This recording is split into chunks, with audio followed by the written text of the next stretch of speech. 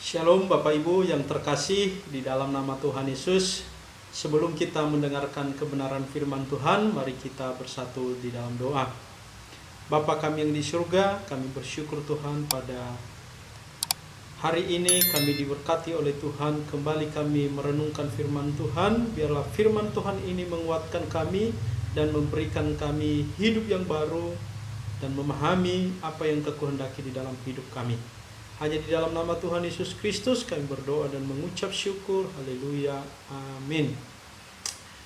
Oke, hari ini kita akan belajar satu topik, yaitu tentang bagaimana kita seorang Kristen benar-benar memahami apa yang menjadi bagian kita ketika kita mengiring Tuhan Yesus. Mari kita buka Alkitab kita di dalam Lukas pasal 8 ayat 10 sampai ayatnya yang ke-15. Begini bunyi firman Tuhan.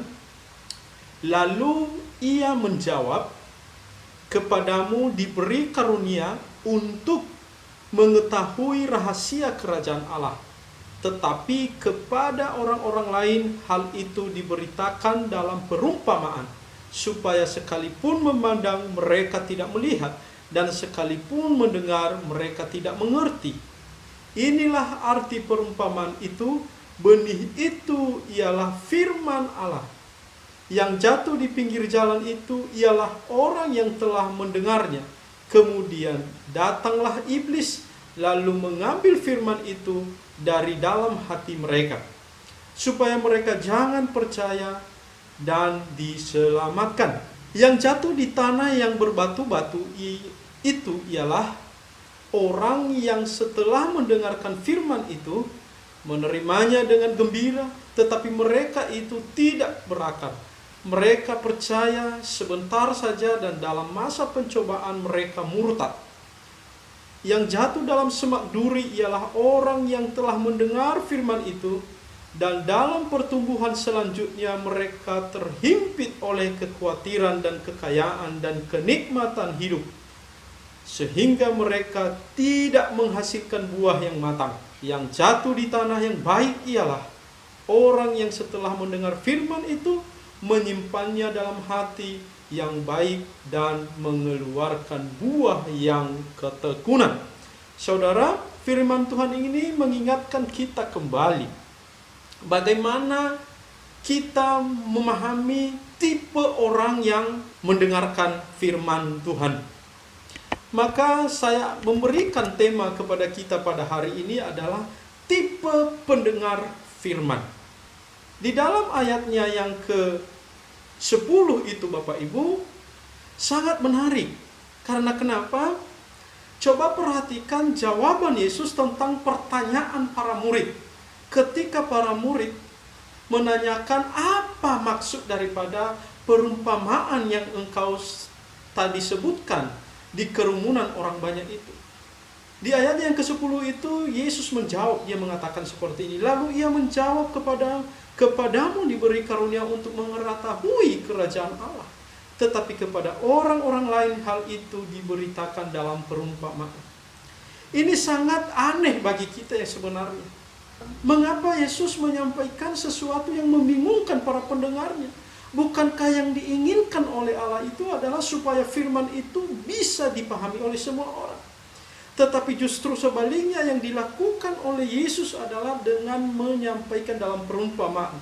Sampai memberikan penekanan pada ayat selanjutnya itu yang mengatakan, tetapi kepada orang-orang lain hal itu diberitakan dalam perumpamaan, supaya sekalipun memandang mereka tidak melihat, dan sekalipun mendengar mereka tidak mengerti. Ini adalah sebuah tindakan Yesus di mana hal ini supaya firman Tuhan itu perlu disambut dengan iman dan penuh dengan ketekunan. Jika pendengar-pendengar akan menjadi orang-orang yang haus akan kebenaran firman Tuhan, maka dia akan sungguh-sungguh untuk mencari kebenaran itu. Saudara yang terkasih, marilah kita pahami di mana posisi kita. Kita di tipenya pendengar firman Tuhannya di bagian mana. Jadi bagaimana tipe pendengar firman itu menurut Alkitab?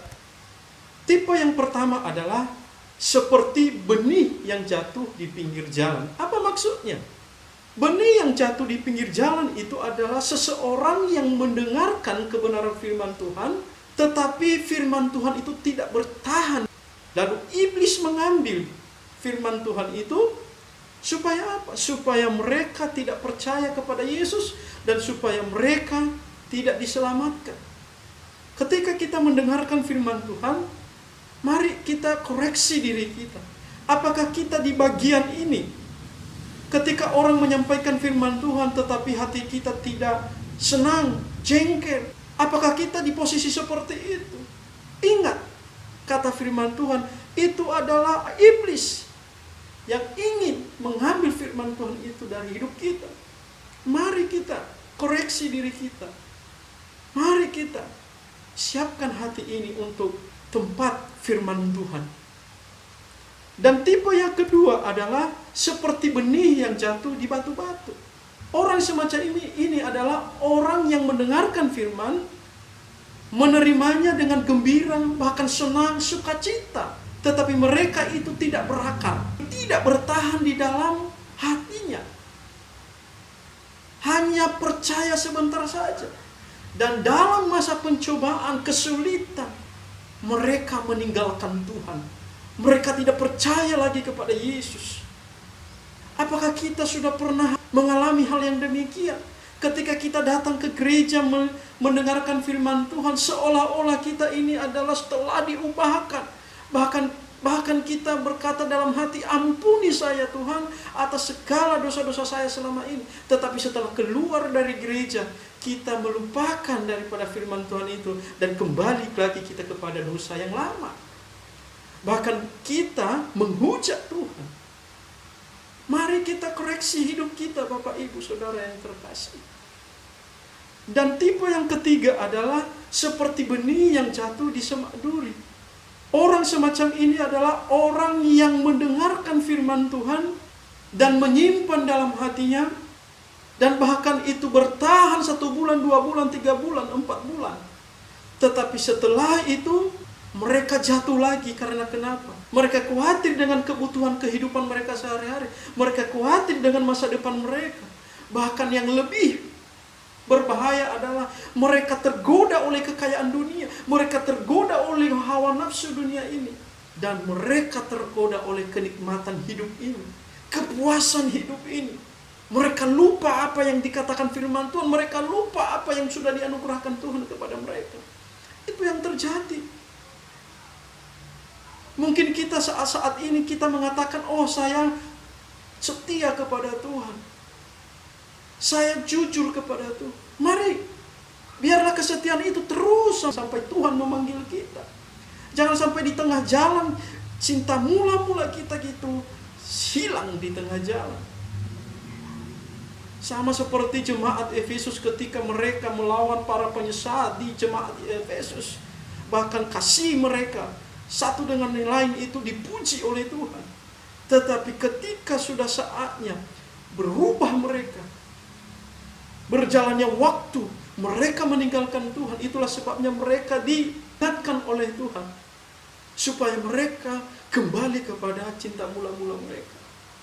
Saudara, memang kita kadang melakukan perbuatan baik, tetapi jangan sampai buah itu hanya sampai kepada buah yang mentah saja. Tetapi firman Tuhan mengatakan sehingga mereka tidak menghasilkan buah yang matang. Yang diharapkan oleh Tuhan adalah supaya perbuatan kasih kita itu adalah benar-benar matang, dinikmati oleh orang. Bukan hanya kita yang menikmati.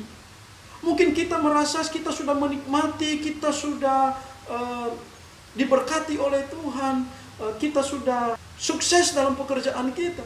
Tetapi itu hanya kita yang menikmati. Itu masih buahnya mentah. Tetapi yang diinginkan oleh Tuhan supaya buahnya itu matang. Kalau matang dinikmati oleh orang lain juga. Dan kalau dia sudah matang, enak rasanya. Nah, gitu Bapak Ibu. Jadi, mari biarlah firman Tuhan terus mengingatkan kita supaya hidup ini benar-benar menjadi orang yang ada di dalam perlindungan Tuhan. Tipe yang keempat adalah benih yang jatuh di tanah yang baik. Inilah yang diharapkan oleh Tuhan kepada kita. Ketika kita mendengarkan firman Tuhan itu, siapkanlah hati kita. Siapkan seluruh hidup kita. Siapkan seluruh totalitas hidup kita. Supaya apa? Supaya firman Tuhan itu benar-benar masuk di dalam hati kita. Kita menyimpan di dalam hati kita. Itu adalah tanah yang baik. Tanah yang bisa memberikan pertumbuhan kepada benih. Jangan sampai menyiapkan hati yang penuh kebencian, penuh kemarahan, penuh dendam. Itu bukan tanah yang subur, itu bukan hati yang baik. Firman Tuhan tidak akan diam di situ. Bahkan firman Tuhan tidak akan menyentuh hati seperti itu. Tetapi firman Tuhan mengatakan, siapkanlah hatimu yang penuh dengan hati yang baik. Karena kenapa? Karena ketika kita mempersiapkan hati ini, maka dia akan mengeluarkan buah dan ketekunan. Orang yang benar-benar menerima firman Tuhan, maka dia akan memunculkan buah, memunculkan tunas yang baik, memunculkan pohon yang rimbang, memunculkan daun yang lebat, memunculkan buah yang baik, buah yang matang. Saudara yang terkasih dan Bapak Ibu, biarlah firman Tuhan yang sering kita dengar tiap minggu tertanam di dalam hati kita, di hati yang penuh dengan kebahagiaan, sukacita, sehingga pada saat kita melakukan firman itu, maka ada buah yang dirasakan oleh orang lain. Biarlah terus kita menjadi bagian di dalam rencana-rencana Tuhan. Saya berdoa Bapak Ibu yang terkasih yang ada di tempat ini adalah orang-orang yang sangat luar biasa, orang-orang yang sangat diberkati oleh Tuhan. Oleh sebab itu, janganlah sia-siakan hidup ini selagi masih kita ada di dunia ini. Maka ingatlah tipe pendengar firman Tuhan ini, di mana nanti kita melihat posisi kita di mana, sehingga kita bisa membedakan, kita bisa melihat bagaimana orang bertumbuh di dalam firman Allah.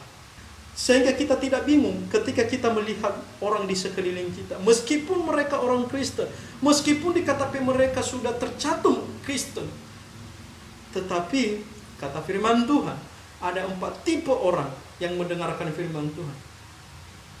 Orang-orang Kristen yang sejati pasti menyiapkan hati atau tanah yang baik, tempat untuk menabur firman Allah, supaya firman Tuhan itu bisa mendapatkan buah yang matang dan menghasilkan ketekunan di dalam kehidupan kita. Jadi ketika melihat orang di sekeliling kita tahu firman Tuhan, belajar firman Tuhan, bahkan sekolah teologi sekalipun, bahkan kita ibadah tiap hari, tetapi tidak mengalami yang namanya perubahan, maka dapat dipastikan bahwa mereka salah satu dari 3 tipe yang dari atas. Kalau bukan mereka benih yang jatuh di pinggir jalan, pasti benih yang jatuh di batu-batu. Kalau bukan benih yang jatuh di batu-batu, pasti benih yang jatuh di semak duri. Yang diinginkan oleh Tuhan kepada kita adalah benih yang jatuh di tanah yang baik, di tanah yang subur, supaya berbuah. Semoga firman Tuhan ini memberkati kita. Biarlah hari-hari kita mengisi dengan kebenaran firman Tuhan dan mempersiapkan hati ini dengan baik. Ingat bahwa ketika mendengarkan firman Tuhan, siapkanlah hati yang baik. Semoga Tuhan Yesus memberkati. Shalom. Amin.